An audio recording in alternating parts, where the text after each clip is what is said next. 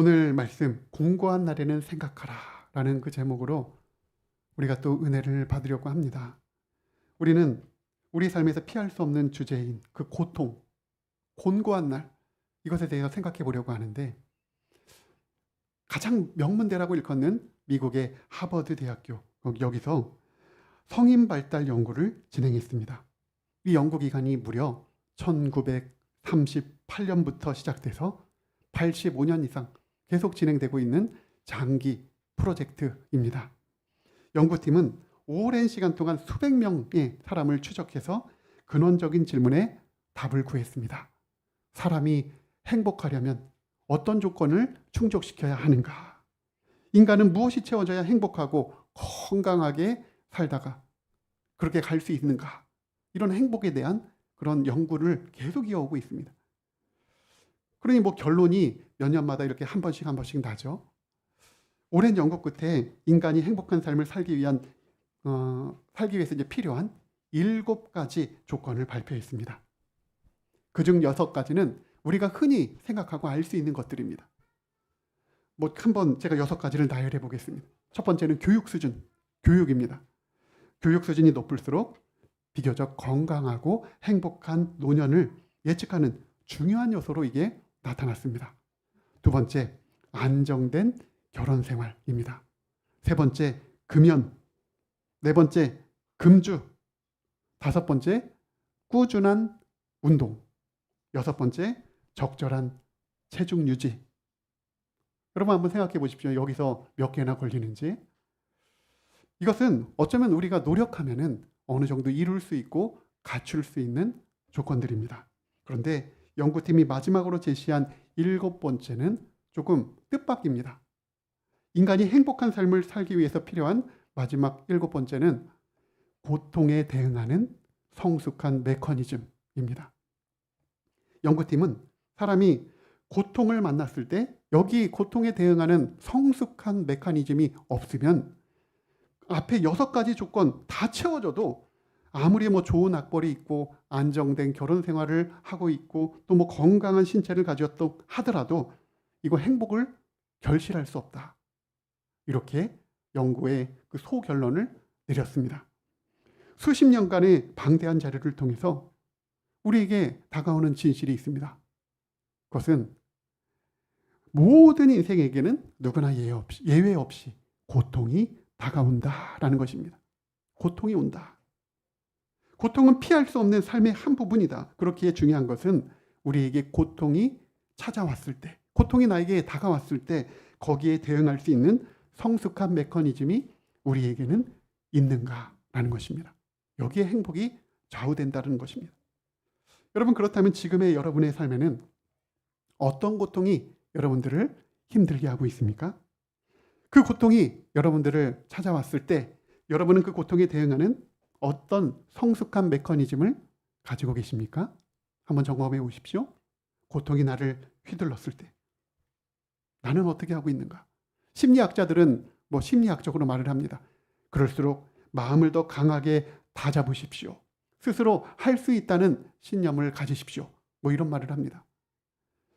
그러나 좋은 말이지만 우리의 의지만으로는 할 수 없는 것이 있죠. 고통이 너무 거대해서 파도와 같아서 감당할 수 없는 그 고통 앞에 우리는 무너져 내릴 수밖에 없는 그런 상황이 몰릴 때가 있습니다. 우리 힘으로는 분명히 한계가 있습니다. 그렇다면 이 거대한 고통을 이겨낼 수 있는 더 근본적이고 지혜로운 방법이 뭐가 있을까? 오늘 우리는 그 해답을 성경에서 찾으려고 합니다. 고통을 이기는 가장 강력한 메커니즘이 뭘까? 그것은 내 삶이 내 것이 아니다 라는 고백에서부터 시작합니다. 내 삶이 내 것이 아닙니다. 나는 피조물일 뿐입니다. 나는 주인이 아닙니다. 우리는 이것을 인정해야 합니다. 내 인생을 내가 주관한다. 이런 생각에서 벗어나서 내 삶의 진정한 주관자가 누구시냐? 내가 아니라 하나님이시다 라는 믿음을 가져야 합니다.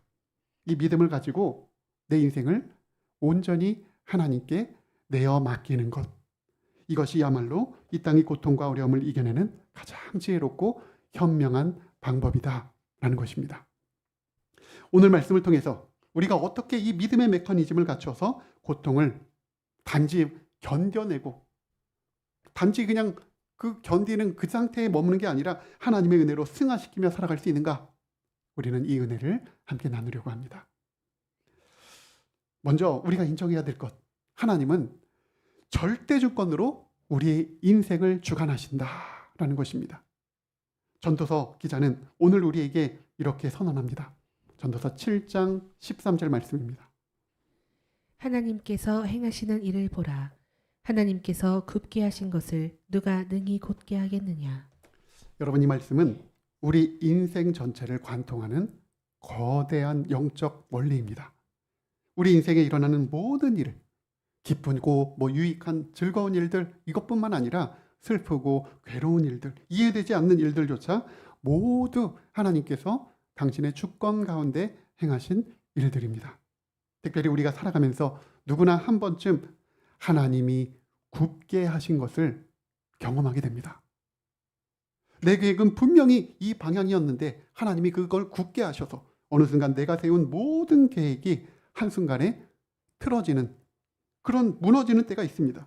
뜻하지 않게 인간 관계가 완전히 또 틀어지게 되고 또 자신했던 건강마저 흔들릴 때가 있습니다. 이런 상황 속에서 우리가 아무리 발버둥 치고 최선을 다해보지만 상황이 잘 풀리지 않을 때가 있습니다. 그때 우리가 너무 힘들 때 성경이 우리에게 이렇게 말씀합니다. 하나님이 굽게 하신 것이다. 그것을 누가 곧게 할 수 있겠느냐? 여러분, 우리 삶에 일어나는 모든 배후에는 하나님의 주권이 있다. 이 사실을 우리는 인정해야만 합니다. 하나님의 절대 주권을 이해하려고 할 때 우리는 한 가지 사실 앞에 서게 됩니다. 그렇다면 하나님은 왜 우리의 삶을 주관하시는가? 왜 모든 것을 하나님이 다스리시는가? 그것은 너무나도 명백합니다. 하나님이 우리 삶을 주관하지 않고 손을 떼버리시면 우리 인생은 어떻게 될까요? 완전히 망하는 길로 치달을 것이기 때문에 우리는 우리 인생 스스로를 붙들 능력이 없는 존재들이기 때문에 그렇습니다. 내가 손 떼면 네 인생은 비참하게 무너지게 될 것이다. 그리고 정말 이제는 돌이킬 수 없는 곳으로 너는 내다리게 될 것이다. 우리는 그것을 인정해야 합니다. 시편 37편 5절은 이렇게 말씀합니다. 내 길을 여호와께 맡기라. 그를 의지하면 그가 이루시고. 여호와께 맡기라. 하나님이 주권자라는 것을 믿고 우리의 첫 번째 반응은 맡기는 것이어야 합니다. 믿음은 내 스스로 무언가를 이루려고 하거나 붙잡으려고 하거나 그것이 아니라 하나님께 맡기는 것입니다. 하나님이 주권자시기 때문에 우리는 하나님을 신뢰하는 마음으로 그분께 다 내어 맡겨야 합니다. 사람들은 우리가 하나님께 맡긴다 그럴 때 참 나약하다. 저렇게 종교인들은 나약하니까 누군가를 믿는 거 아니냐 이렇게 말합니다. 하지만 우리가 나약해서 맡기는 것이 아니라 하나님이 어떤 분인지 알기 때문에 그분은 전적으로 신뢰할 만한 분이시기 때문에 우리는 그것을 믿고 맡기는 것입니다. 스코틀랜드 출신의 복음 전도자이자 설교자인 오스왈드 챔버스라는 분이 있습니다. 이분이 이런 유명한 말을 했는데 한번 들어보십시오. 믿음이란 하나님이 행하시는 일을 이해할 수 없을 때에도 그분의 성품을 신뢰하는 것이다. 다시 한번 말씀드릴까요? 믿음이란 하나님이 행하시는 일을 이해할 수 없을 때에도 그분의 성품을 신뢰하는 것이다. 내 의지를 가지고 하나님의 성품을 확신하고 신뢰하며 나가는 것이 그게 믿음입니다. 상황은 이해되지 않지만. 여러분, 그래서 어떤 상황에서도 여전히 하나님은 선하신 분이지, 하나님은 지혜로운 분이시지, 그것을 신뢰하면서 의도적으로 하나님을 붙드는 것, 이것이 바로 성도가 가져야 할 가장 기본적인 신앙의 자세입니다. 자, 그리고 두 번째, 하나님은 우리에게 형통한 날과 공고한 날을 병행해서 주십니다. 전도서 7장 14절 보십시오. 형통한 날에는 기뻐하고 공고한 날에는 되돌아보아라. 자, 이 두 날을 하나님이 엮어서 우리에게 주십니다. 하나님은 우리 인생을 그냥 단조롭게 하지 않으시고 때로는 인생의 형통한 날을 주시고 때로는 인생의 공고한 날을 주십니다. 이 두 가지를 균형 있게 섞어주십니다. 하나님이 왜 이 두 날을 섞어주실까? 형통한 날에는 우리가 어떻게 될까요? 맨날 만사 형통한 사람을 보십시오. 그 사람의 콧대는 하늘을 찌르게 됩니다. 교만해지기 때문에. 하나님이 너무 잘하십니다. 형통이 좋은 것입니다. 형통은 하나님의 선물이죠. 풀리지 않았던 문제가 해결되고 얽혀있던 일이 술술술 풀리고 관계가 해결되고 회복되고 우리의 삶이 평탄해지고 그 앞에 우리는 기쁨을 누릴 수 있습니다. 야, 하나님이 이렇게 우리에게 형통한 날을 주시는구나. 하나님을 찬양할 수 있습니다. 형통은 우리에게 감사할 이유를 주고 하나님을 찬양하게 만듭니다. 그러나 만사 형통, 늘 형통 이러면 그 사람은 이제 더 이상 하나님을 찾지 않게 됩니다. 교만이 찾아오게 되고 하나님의 자리, 하나님 잠깐 비키세요. 그 자리에 자신이 엉덩이를 들이밀고 앉아있게 됩니다. 내가 치밀하게 계획하고 열심히 해서 여기까지 올라왔지. 내가 이 정도의 사람이야. 그러면서 하나님이 은근히 필요 없다. 이런 식의 뉘앙스로 이제 삶을 살아가게 됩니다. 군대에서 교만이 하늘을 찌르는 분이 있습니다. 장교 지휘관들을 보면은 다 좀 교만이 섞여 있는데, 근데 유독 저분은 왜 이렇게 콧대가 높지? 저분은 왜 이렇게 뭔가 좀 강직하지? 너무 조금 강한 게 오버되는 그런 분이 있는데, 그런 분을 보면 되게 많은 경우에 1차로 진급한 경우입니다. 소령도 1차로 진급하고 동기들은 다 떨어졌는데 중령도 2차로 진급하고 대령도 1차로, 그러니까 다 1차 첫 번째로 막 탁탁탁 진급하는 사람은 승승장구해서 그냥 교만함이 남다릅니다. 사람이 형통하기만 하면 다 그렇게 교만함에 빠지게 됩니다. 그래서 하나님이 주시는 것이 바로 곤고한 날입니다. 하나님은 형통의 날에 우리의 영혼이 부패되지 않도록 하기 위해서 우리에게 공고한 날을 섞어서 주시면서 우리의 삶을 세밀하게 조율해 나가십니다. 공고한 날은 뭐냐? 우리를 하나님께서 이끄시는 그 은혜의 학교입니다. 은혜의 학교. 영국 출신의 목사이자 저술가인 아더 핑크라는 분이 있습니다. 참 유명한 저술가인데 하나님이 성도들을 광야로 인도하시는 이유를 두 가지로 설명합니다. 첫째, 겸손을 배우게 하시기 위해서다. 광야의 시련을 통해서 내가 얼마나 연약하고 무가치한 존재인지를 깨닫게 하심으로 우리를 겸손하게 만드십니다. 둘째, 하나님의 능력을 체험하게 하시기 위해서다. 광야에서 하나님의 도우심과 능력을 경험하게 하심으로 하나님은 이런 분이시구나. 하나님의 능력은 이만큼 크구나 라는 것을 더 깊이 알게 하십니다. 정리하면 광야, 하나님께서 우리를 굽은 길로 놓으시는 것은 우리의 교만을 꺾고 하나님의 위대하심을 드러내는 자리다라는 것입니다. 군대에 가면은 진짜 겸손한 분이 있습니다.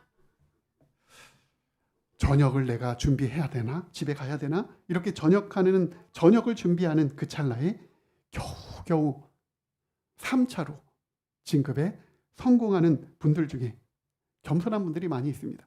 3차로 진급에 성공했다. 이것은 좋은 이야기지만 사실 마음에 많은 그 고통이 있었다라는 것을 의미합니다. 어떤 분은 4차에 성공하기도 하는데 군대에서 진급을 하지 못하면 비참한 일들이 벌어지죠. 동기는 진급했는데 길 가다가 만나면 나는 소령인데 내 동기는 중령이면 격려해야 합니다. 물론 사석에서는 쉽게 말할 수 있겠지만 그건 괜찮습니다. 후배가 나보다 먼저 진급을 해버리면 나는 소령인데 후배는 중령이면 많은 사람들 앞에서 격려해야 합니다. 이게 이제 그런 일이 한 번, 두 번 쌓이다 보면은 5만 가지 생각이 들면서 내가 이제 그만 전역해야 하나 하는 그 좌절감에 물씬 빠져들게 됩니다. 한번 진급에서 밀려나게 되면은 3차에 내가 진급을 했다 해도 이게 악순환입니다. 계속 밀린 상태이니까 어렵게 진급을 해도 또 그 다음 진급에서 굉장한 어려움을 맞이하게 됩니다. 그러면 또 내가 저녁을 해야 하나, 집에 가야 하나 하는 순간이 또 찾아옵니다. 그런데 내가 뭐 먹고 살까? 이 하는 일은 내 군대에서 있던 일뿐이 없는데. 그런데 하나님의 은혜로 뒤늦게 또 진급이 되고 또 진급이 되고 이렇게 몇 번에 걸쳐서 턱걸이로 진급돼서 결국 장군까지 가는 그런 분들도 있습니다. 그런 분들은 장군인데 굉장히 겸손합니다. 내가 잘나서 진급했다는 것을 아예 그냥 내려놓고 이거 하나님이 진급시켜줬다고, 내 3차에 진급되고 또 3차에 진급되고 이거 될 수 없는 건데 하나님께서 나를 장군으로 만드셨다고 이렇게 고백합니다. 내가 잘나서 진급한 게 아닙니다. 부족한 나를 하나님이 여기까지 이렇게 진급시켜 주신 것은 이유가 있습니다. 내가 지위 역량을 발휘해서 그래서 정말 한 영혼이라도 전도하라고, 한 해병이라도 전도하라고 그렇게 이제 고백을 합니다. 이렇게 기적과 같이 진급하고 또 진급한 분들은 하나님의 은혜를 고백하면서 군생활을 합니다. 해병대에서 별 2개까지 달고 전역하신 믿음 좋은 장로님이 계십니다.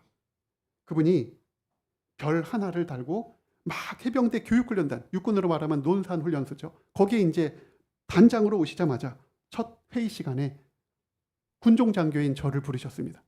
목사님 좀 오라고 해. 아마 이랬겠죠. 부관한테. 부관이 막 타닥타닥 달려오더니 목사님 잠깐만, 단장님 찾으십니다. 회의하고 있는데, 그래서 저는 단장님이 신앙이 있다는 것은 이제 소문으로 알았지만 왜 부르실까? 첫날부터 좀 긴장하면서 단장님실에 찾아뵙습니다. 그러자 단장님이 굉장히 이제 키도 작으셔요. 딱 안경을 끼시고 목사님, 저는 진급할 줄 몰랐습니다. 준비도 안 된 상태에서 갑자기 교육훈련 단장으로 와서 지금 정신이 하나도 없습니다. 저를 위해서 기도해 주십시오. 이게 저한테 한 첫마디였습니다. 별 하나를 딱 달고 와서 대위인 저한테 그렇게 겸손하게 저를 위해서 좀 기도해 달라고. 저는 준비도 안 됐는데 갑자기 이렇게 집에 가려고 하는 그 상황에 하나님이 진급시켜 주셔서 이렇게 별 달고 왔다고. 저는 그분의 언행이 굉장히 신선하고 또 겸손하게 다가왔습니다. 그리고 마음속으로 확신했습니다. 이분은 하나님께서 더 진급시켜서 쓰시겠구나. 투스타까지 달겠구나. 이런 생각을 했는데 아니나 다를까. 투스타까지 달아서 여기 김포 해병대 사단장까지 하시고, 그리고 해병대 사령부 부사령관을 하시고, 그렇게 투스타로 전역을 하셨습니다. 지금은 단국대학교에서 해병대 군사학과 교수로 재직 중에 있습니다. 저는 이 장로님의 삶을 바라보면서 이분은 하나님을 참 사랑하고 그리고 늘 하나님과 동행하면서 그런 분인데 과연 이런 분을 하나님께서 이렇게 멋지게 책임져 주셨구나 라는 것을 온몸으로 느꼈습니다. 여러분, 우리에게 주어진 곤고한 날, 정말 비참하고 시련이 있는 그날은 우리가 하나님을 더 붙들도록 이끄시는 은혜의 자리입니다. 하나님 되심을 더 인정하라고 주시는 자리입니다. 우리는 건강할 때보다 아플 때 더 기도합니다. 우리는 멀쩡할 때보다 흔들릴 때 주님을 더 붙듭니다. 막다른 골목에 섰을 때 비로소 두 손 들고 하나님 앞에 찾아와서 하나님 저 좀 살려달라고 합니다. 그때 하나님의 능력이 다가오는 것을 각자 나름의 간증으로 체험하게 됩니다. 다시 전도서 7장 14절 말씀 보십시오. 이 2가지를 하나님이 병행하게 하사. 제가 읽겠습니다. 형통한 날에는 기뻐하고 공고한 날에는 되돌아보아라. 자, 여기 공고한 날에는 옛날 성경 보니까 생각하라 이렇게 말씀합니다. 생각하라. 그렇다면 공고한 날에는 무엇을 생각해야 하는가? 뭘 되돌아봐야 하는가? 감정적으로 막 공고하니까 막 하나님 원망하지 말고 깊이 묵상하고 돌아봐라 라는 것입니다. 공고한 날은 그냥 버티는 시간이 아니라 겸손을 배우는 시간이고 나를 성찰하는 시간입니다. 공고한 날에 우리는 하나님이 왜 이런 일을 나에게 허락하셨는가 생각해야 합니다. 혹시 내 마음에 보이지 않는 교만이 자리 잡고 있진 않았는가? 나는 내 인생의 주인이 나라고 말하면서 그렇게 살지 않았는가? 하나님의 능력을 의지하기보다 지금 나는 내 힘을 의지하면서 살고 있지 않았는가? 하나님이 이 일을 통해서 나에게 무엇을 가르치려고 하시는가? 이것을 우리는 공고한 날에 생각해야 합니다. 공고한 날은 하나님이 우리를 괴롭히려고 두신 날이 아니라 우리가 좀 생각하라고, 하나님이 우리를 겸손하게, 그리고 하나님과의 관계를 회복시키기 위해서 비정하시는 그런 자리입니다. 계속해서 전도서는 이렇게 말합니다. 전도서 7장 14절 계속 보십시오. 이 두 가지를 하나님이 병행하게 하사. 이 두 가지를 하나님이 병행하게 하셨다. 우리 인생의 형통과 공고를 하나님이 병행하게 하시면서 우리를 하나님의 자녀답게 하나님은 키워내십니다. 여러분, 우리는 하나님의 사랑받는 자녀 아닙니까? 사랑받는 자녀. 하나님은 당신의 사랑하는 자녀들이 아무렇게나 잘하도록 내버려 두시지 않습니다. 반드시 빚으셔서 하나님의 자녀답게 성품도 됨됨이도 갖출 수 있도록 된 사람으로 키워내기 위해서 부단히 애쓰십니다. 하나님은 가장 지혜로우시고 사랑이 많으신 아버지십니다. 우리 육신의 부모도 자녀를 된 사람으로, 괜찮은 사람으로 키워내기 위해서 애쓰는데 하물며 하나님은 어떠십니까? 하나님은 정말 가장 지혜롭고 사랑 많으신 아버지로서 때로 형통한 날도 주시고 때로 공고한 날을 주시면서 우리를 하나님의 자녀로 그렇게 빚어가십니다. 그런데 문제는 우리가 이 하나님이 어떤 하나님이시냐 잘 모른다라는 것입니다. 우리는 마치 밥상 앞에서 나 밥 안 먹어, 사탕 줘, 초콜릿 줘, 이렇게 떼쓰는 어린아이처럼 내 눈에 좋아 보이는 것만 달라고 합니다. 공고한 날은 나한테 필요 없으니 좌우지간 형통한 날을 주십시오. 때를 씁니다. 그러나 우리를 누구보다도 사랑하시는 하나님은 형통한 날과 공고한 날을 병행하게 하시면서 우리의 길을 인도하신다. 이렇게 말씀합니다. 그때 우리는 우리의 삶을 통해서 경험하는 모든 일 앞에서 형통하든 형통할 때 불평할 사람은 없겠죠. 공고한 날이든 불평하지 말아야 합니다. 하나님을 의심하지 말아야 합니다. 하나님은 어떤 분이시냐? 그분은 지혜로운 분이시고 그분은 선하신 분이시고 그분은 사랑이 많으신 분이시고 누구보다 나를 사랑하는 아버지시다. 이것을 신뢰함으로 형통한 날이나 공고한 날이나 감사해야 합니다.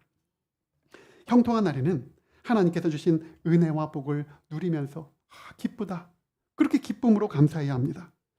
공고한 날에는 하나님이 행하시는 일을 비록 이해할 수 없을지라도 그분의 성품을 신뢰하며 우리는 그날도 감사해야 합니다. 감사, 그것이 바로 우리가 하나님 앞에서 해야 할 기본적인 성도의 자세입니다. 세 번째입니다. 하나님은 우리에게 미래를 보여주시지 않았습니다. 전도서 기자가 이렇게 마지막 전도서 7장 14절에서 말씀합니다. 사람이 그의 장래일을 능히 헤아려 알지 못하게 하셨느니라. 하나님이 우리가 미래를 알 수 없도록 가려놓으셨습니다. 우리는 미래를 알지 못해서 불평하면서 하나님께 따지듯이 묻습니다. 하나님, 왜 저의 미래를 보여주지 않습니까? 왜 이렇게 앞이 캄캄합니까? 앞으로 무슨 일이 일어날지 알 수 있다면 하나님 더 준비하면서 더 안정적으로 살 수 있지 않겠습니까? 그러나 성경은 그냥 우리에게 진리를 말합니다. 하나님은 사람의 장래일을 알지 못하게 하셨다. 아예 막아놓으셨다.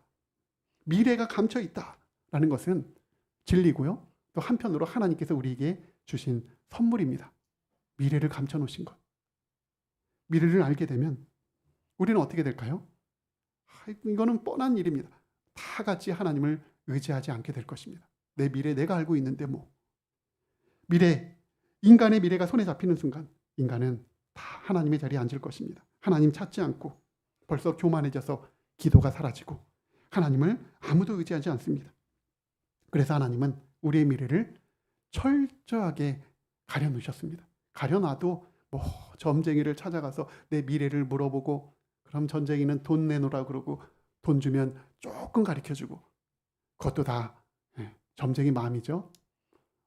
소 뒷걸음치다 쥐 밟듯이 하나 맞으면 아이고 이 점쟁이 용하다고 다 그러면서 몰려가고 그런 엉터리 같은 일을 우리는 미래를 알고자 믿는다는 사람도 하는 경우가 있습니다. 하나님은 분명히 말씀합니다. 인간은 미래를 알 수 없다. 우리가 하나님을 더 붙들게 하기 위해서, 우리가 하나님을 더 의지하도록 하기 위해서 하나님은 우리의 미래를 가려 놓으셨습니다. 우리는 앞을 보지 못해야 비로소 하나님을 붙잡는 그런 자들입니다. 앞이 캄캄해야 하나님께 나와서 그나마 하나님을 의지하는 자들입니다. 우리의 미래에 대해서 알 수 없고 내 힘으로는 내가 살 수 없구나 라는 것을 깨닫는 그 순간, 그때 비로소 하나님을 내 삶의 주인으로 우리는 모시고 인정하게 됩니다. 하나님은 우리에게 이것을 요구하십니다. 너는 이제 나를 의지하지 않겠니? 와서 내 어깨에 기대라. 그게 나의 기쁨이다. 내가 원하는 바다. 하나님이 우리에게 하나님을 의지하라고 말씀하십니다. 예수님이 내일에 대해서 이런 말씀을 하셨습니다. 마태복음 6장 34절입니다. 그러므로 내일 일을 위하여 염려하지 말라. 내일 일은 내일이 염려할 것이요. 내일 일은 내일이 염려할 것이요. 내일의 문제는 내일에 맡기라. 이런 의미입니다. 오늘 염려하지 말아라. 하나님은 오늘의 은혜로 오늘을 살게 하신다. 내일의 은혜는 내일이 되면 온다. 내일이 되어야 온다. 라는 것입니다. 이것이 하나님 나라의 원리입니다. 하나님은 절대 미리미리 주시는 분이 아닙니다. 필요한 때, 필요한 양만큼, 필요한 방식으로 허락하시는 분이십니다. 내 은혜가 내게 족하다 하시는 분이십니다. 우리는 미래가 보이지 않을 때 흔들리지만 하나님은 우리에게 말씀하십니다. 내일 일을 걱정하지 말아라. 내가 너의 내일이다. 내가 너의 미래다. 그러니 너는 나를 신뢰해라. 말씀하십니다.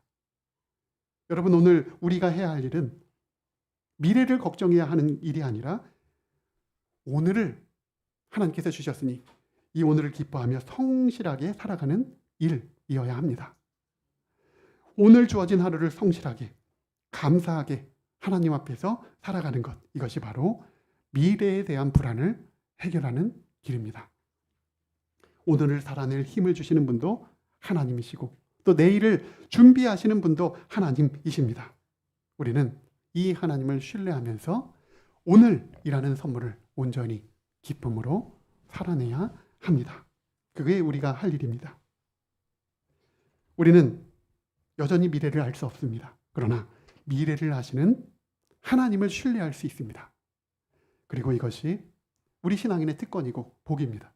나는 미래하시는 하나님, 전지전능하신 하나님, 지혜로우신 하나님, 이 하나님을 신뢰한다. 이 하나님이 어떤 분인지 난 알기 때문에 믿는다. 믿고 따라가는 것이 우리의 신앙생활입니다. 여러분, 솔로몬은 전도서에서 인생의 핵심을 이렇게 정리합니다. 전도서 3장 13절 말씀 보십시오. 사람마다 먹고 마시는 것과 수고함으로 낙을 누리는 그것이 하나님의 선물인 줄도 또한 알았도다. 아멘.